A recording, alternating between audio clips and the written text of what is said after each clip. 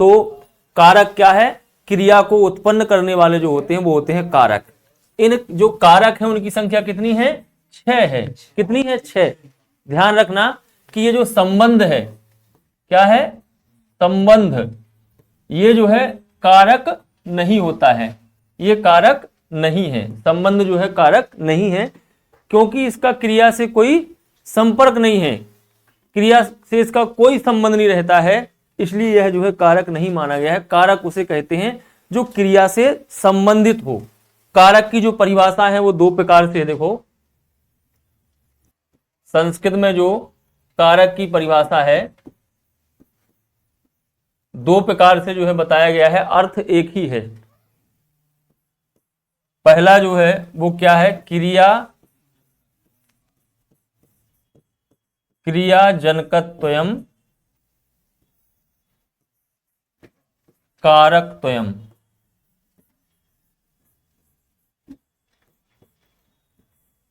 ये क्या है, इसकी परिभाषा है, क्रियाजनकत्वयम् कारकत्वयम्। तो यहां भी स्पष्ट हो रहा है, क्रिया को जनक माने क्या होता है, पिता, उत्पन्न करने वाला। क्रिया को उत्पन्न करने वाला क्या कहलाता है, कारक कहलाता है। दूसरी जो परिभाषा है वो है क्रिया अन्वयित्वयम्, क्रियान्वयित्वयम्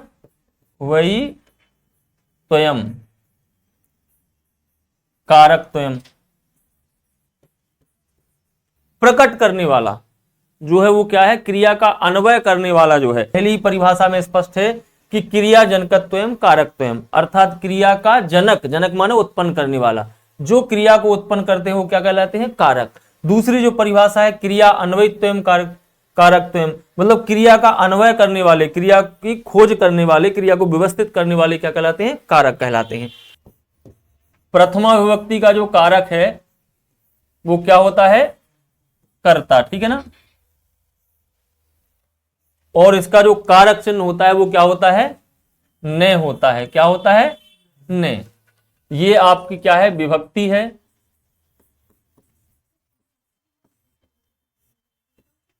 और यहां क्या लिख रहे हैं अपन, कारक। और ये क्या है, कारक चिन्ह।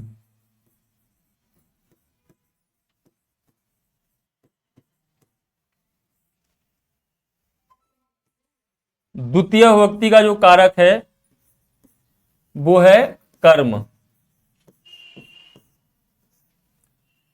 और इसका जो चिन्ह है वो क्या है, को है। तृतीय विभक्ति का कारक है करण, जिसका कारक चिन्ह है से अथवा के द्वारा। इसको हम विस्तार से देखेंगे, इनकी जो परिभाषा होती है। चतुर्थी विभक्ति का कारक है आपका संपदान, और इसका कारक चिन्ह जो है वो क्या है, को है, ओब्लिक के लिए। अब यहां आप देख रहे होंगे कि द्वितीय विभक्ति का जो कर्म कारक है उसका भी चिन्ह क्या है, को है, और यहां भी क्या है, को है। ठीक, तो को से मतलब है यहां देने अर्थ में जो को आता है, ठीक है ना। वह बालक को लड्डू देता है, वह बालक को लड्डू देता है। इसको यदि हम अर्थ निकालें कि क्या दूसरे प्रकार से भी वही अर्थ निकलेगा, जैसे वह बालक के लिए लड्डू देता है, ये बिल्कुल सही है। वह पुस्तक को पढ़ता है, वह पुस्तक को पढ़ता है, लेकिन इसको बोले कि वह पुस्तक के लिए पढ़ता है, तो पुस्तक के लिए नहीं पढ़ता है, वो स्वयं के लिए पढ़ता है।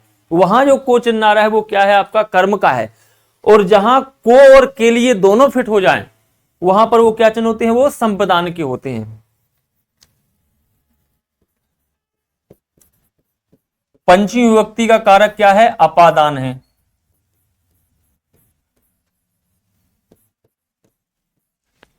और इसका चिन्ह क्या है, से है, जो करण कारक का भी से है और अपादान का। लेकिन यहां जो ये से चिन्ह है वो कहां प्रयोग होता है, अलग होने के अर्थ में। जहां कोई वस्तु किसी वस्तु से क्या होती है, अलग होती है। वहां जैसे वृक्ष से पत्ते गिरते हैं, तो यहां वृक्ष से क्या हो रहा है, पत्ते अलग हो रहे हैं, वहां जो से चिन्ह लगा है वो अपादान का है।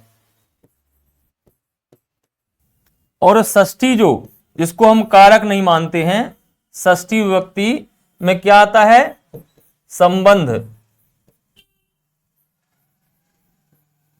इसके जो चिन्ह है वो है का, की, के, रा, री, रे। ये केवल होते हैं सर्वनाम में प्रयोग, मेरा, मेरी, तुम्हारा, तुम्हारे, ठीक है ना, रा, री, रे। बाकी सब जगह क्या होता है, का, की, के। फिर सप्तमी विभक्ति में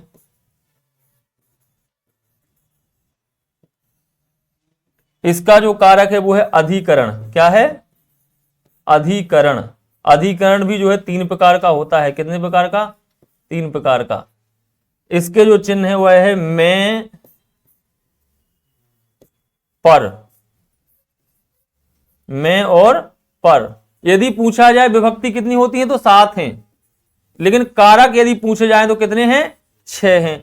ऐसा क्यों भाई, विभक्तियां तो 7 हैं और कारक कितने हैं, 6 हैं। तो कारक 6 क्यों है, क्योंकि ये जो षष्ठी विभक्ति है इसका जो कारक संबंध होता है वो संबंध को कारक नहीं माना गया है, क्योंकि इसका क्रिया से कोई लेना देना नहीं है। कहने का तात्पर्य यह है कि जो वाक्य का नियंता होता है, जो वाक्य को अपने कंट्रोल में रखता है, उसको क्या बोलते हैं, कर्ता कहते हैं।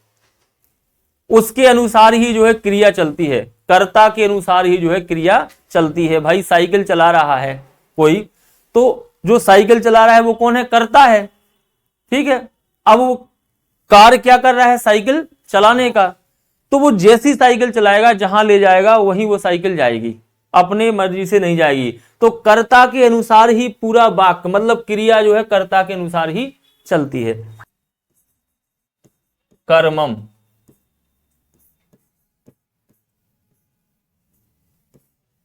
कर्तुरीप सित तमम कर्मम, या कर्मम या केवल कर्म, ठीक है ना, कर्तुरीप सित तमम कर्म। अब इसका अर्थ क्या है, तो क्रिया जिसे सर्वाधिक चाहती है उसको क्या बोलते हैं, कर्म कहते हैं। जैसे वह पुस्तक पढ़ता है, वह पुस्तक पढ़ता है, तो वह, तो ठीक है, किसको पढ़ता है, वो पुस्तक को, तो पुस्तक जो है वो क्या हो जाएगा, कर्म हो जाएगा। कर्णम,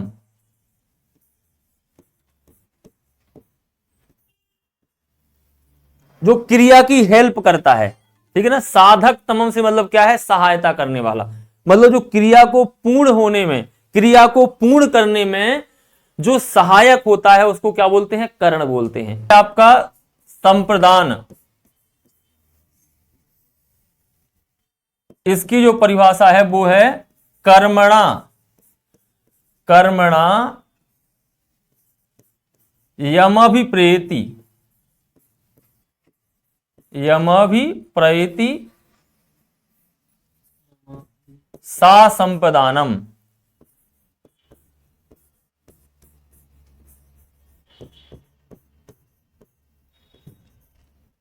तो इसकी जो परिभाषा है वो है कर्मणा यम अभिप्रेति सा संपदानम। संपदान से तात्पर्य होता है देना, संपदान से तात्पर्य क्या है, देना है। माने कर्म के द्वारा, कर्म के द्वारा जिसको चाहा जाता है, यम माने जिसको, अभिप्रेति मतलब चाहा जाता है, उसको क्या बोलते हैं, संप्रदान कहते हैं।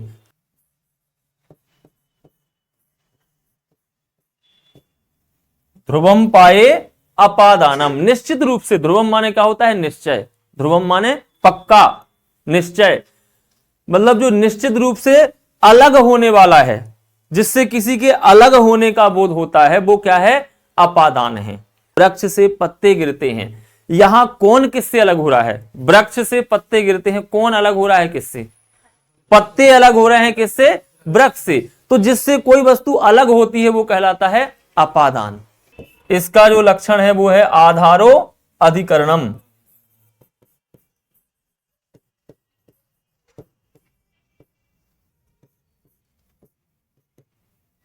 अर्थात जो क्रिया का आधार होता है, जो क्रिया का आधार होता है उसे क्या बोलते हैं, अधिकरण बोलते हैं। हम अधिकरण के जो 3 भेद हैं वो और देख लें अपन इसमें। जो आपका अधिकरण कारक है,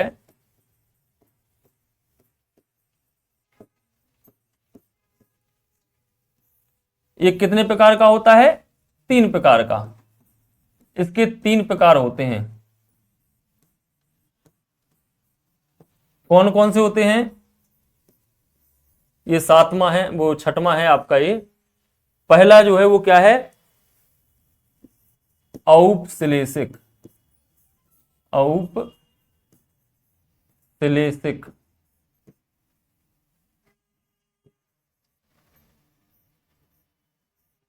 ठीक। दूसरा जो है वो है आपका अभिव्यापक।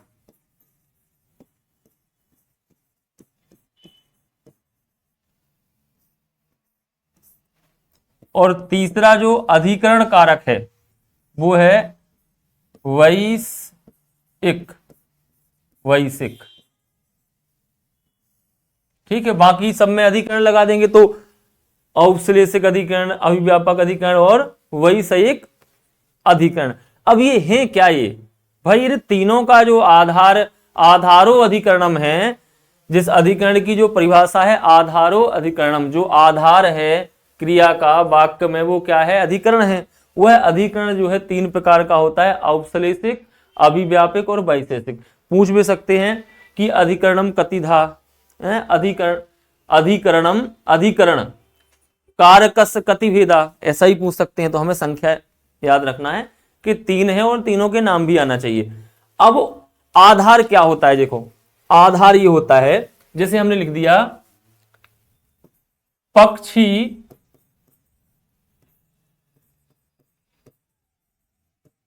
वृक्ष पर रहता, बना लिया। अर्थात खगः बहुवचन में आएगा कि नहीं? खगः वृक्षे निवसन्ति। भाई रहना मतलब निवास करना। ये हो गया संस्कृत में वाक्य। खगः वृक्षे निवसन्ति, हिंदी में पक्षी वृक्ष पर रहते हैं।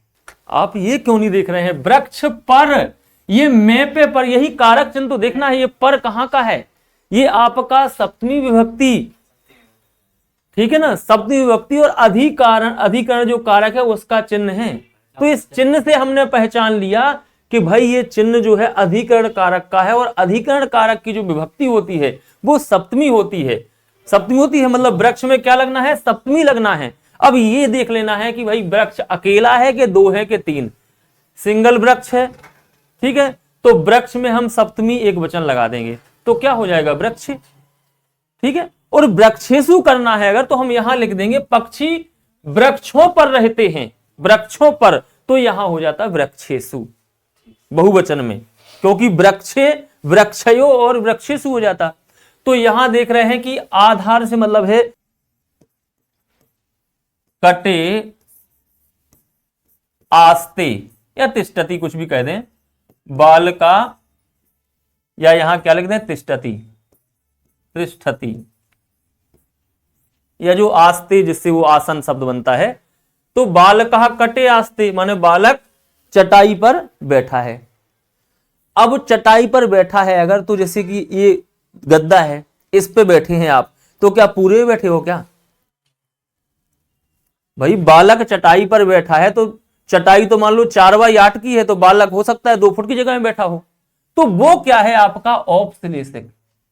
वो क्या है? औपश्लेषिक है। समझना, ये वृक्ष पर, वृक्ष भी क्या है? यहां औपश्लेषिक है। भाई वृक्ष पे पक्षी बैठे हैं तो जरूरी थोड़ी कि पूरे वृक्ष पे बैठे हैं।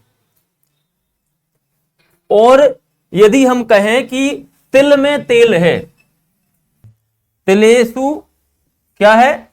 तिलेसु तैलम अस्ति, माने तिल में तेल है। तिल में, तिल होता ना तिली, उसमें तेल है। वो किस में आएगा? वो आएगा अभिव्यापक में। वो किस में आएगा? अभिव्यापक में, मतलब पूरे तिल में ही तेल होता है। होता नहीं, पूरे तिल में ही तिल होता है। वैशेषिक क्या है? वैशेषिक होता है इच्छा मात्र केवल। क्या होती है? केवल इच्छा मात्र। मेरी मोक्ष में इच्छा है, मेरी मोक्ष में इच्छा है। जैसे हम कहते हैं मोक्षे इच्छा अस्ति, मोक्षे इच्छा अस्ति। भाई ये क्या है? औपश्लेषिक और अभिव्यापक।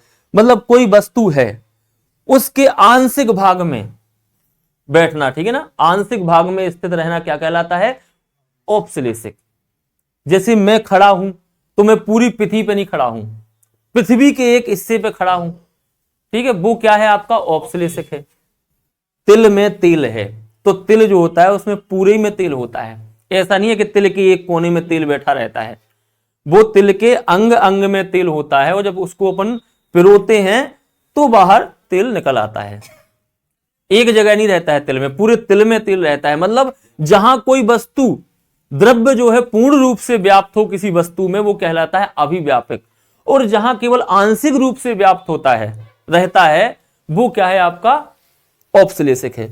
और वैशेषिक जो है वो क्या है? केवल मोक्ष की इच्छा, केवल अपनी इच्छा, भाई मैं केवल इच्छा रखता हूं मोक्ष की, मोक्ष में इच्छा है मेरी, ठीक है ना, खेल में इच्छा है मेरी, तो ये केवल इच्छा जहां प्रदर्शित होती है वहां होता है आपका वैशेषिक। काशी के राजा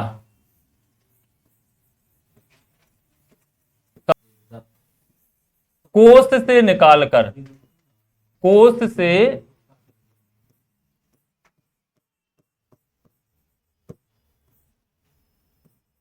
कोष से निकालकर राज्यसभा में,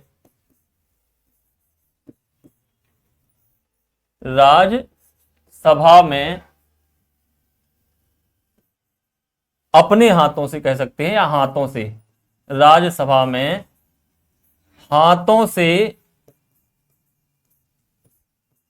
भिक्षुकों को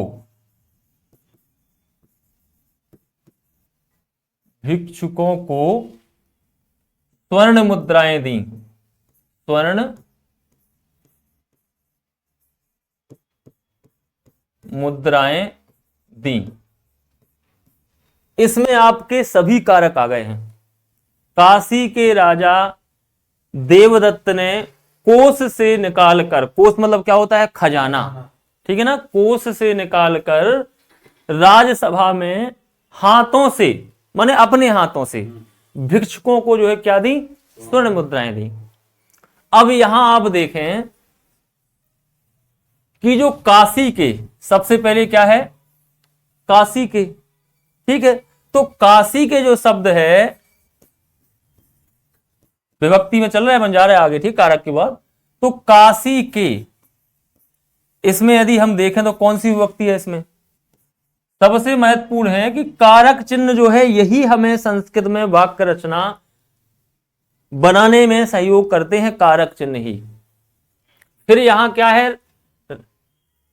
राजा देवदत्त ने, किसने? भाई एक ही चीज है ना, राजा ने चाहे कह दो चाहे देवदत्त ने, देवदत्त ने। यहां क्या है आपका? यहां अब यही तो समझा रहे हैं, देखो प्रथमा विभक्ति का जहां प्रयोग होता है वहां वास्तविक रूप से जो है ने चिन्ह का प्रयोग नहीं होता है, ने जिसके साथ होता है वो कर्ता होता है। यहां जो देवदत्त है वो कर्ता है, देवदत्त क्या है? यहां कर्ता है, लेकिन यहां कौन सा कर्ता है? एक कर्ता में लगती है प्रथमा, और एक कर्ता में लगती है जो है तृतीया, जो अनुक्त होता है। जैसे राम ने रावण को मारा, राम ने रावण को मारा, अब उसको दूसरे प्रकार से कहें तो राम के द्वारा रावण मारा गया, तो कौन सी विभक्ति आएगी? तृतीया आएगी कि नहीं आएगी? मतलब यहां जो राजा देवदत्त ने, यहां जो आपका बन रहा है वो क्या बन रहा है? यहां पे है तो कर्ता, लेकिन विभक्ति कौन सी लगेगी? इसमें तृतीया लगेगी। कौन सी लगेगी? तृतीया विभक्ति।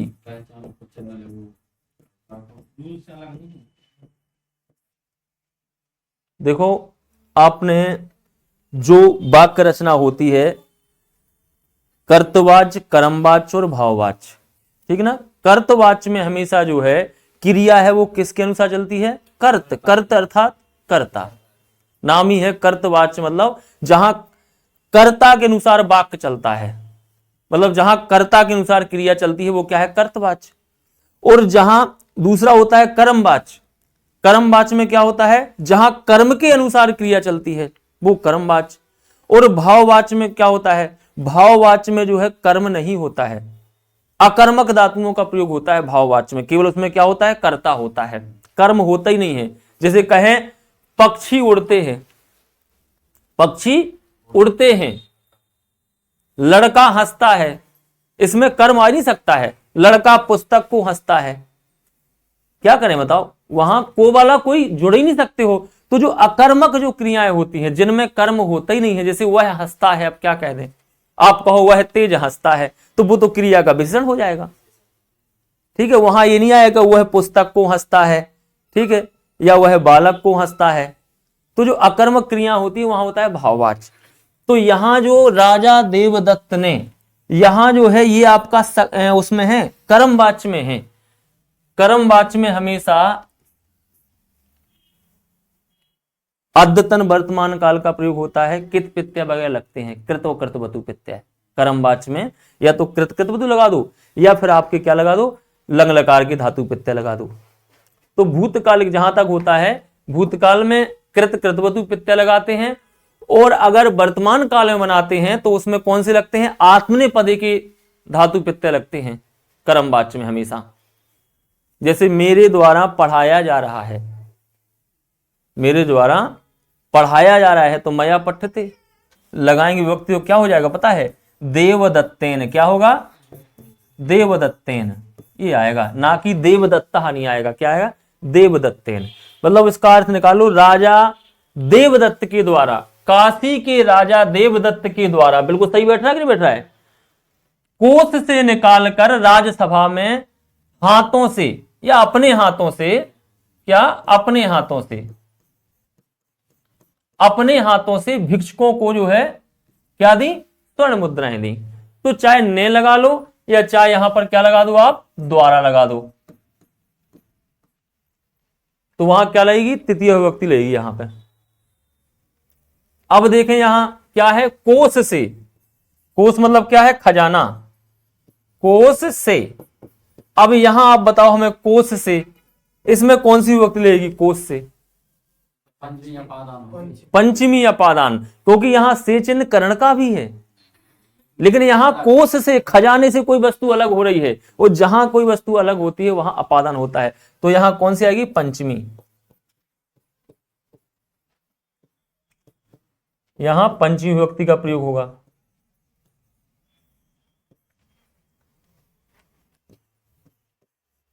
राजसभा में, यहां देखें आप, राजसभा में यहां कौन सी विभक्ति आएगी, सप्तमी आएगी, कारक कौन सा रहेगा इसमें, सप्तमी हो जाएगी इसमें। फिर हाथों से, अपने हाथों से,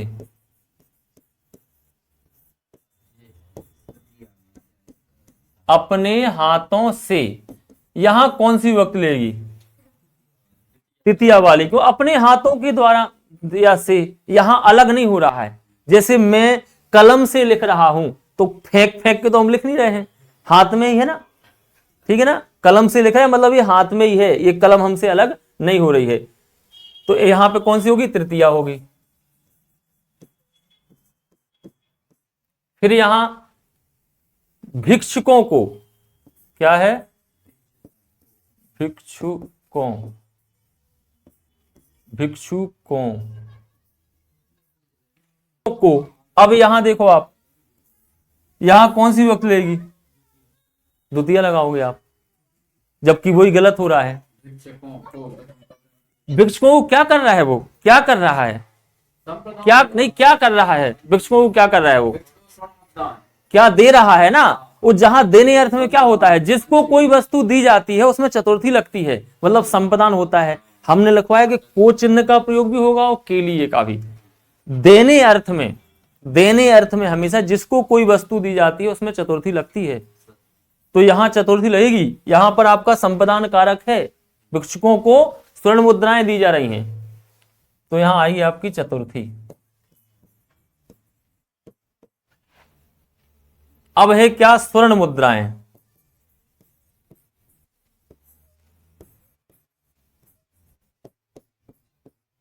स्वर्ण मुद्राएं। यहां पर कौन सी विभक्ति आएगी? द्वितीया, सीधा कर्म है इसमें।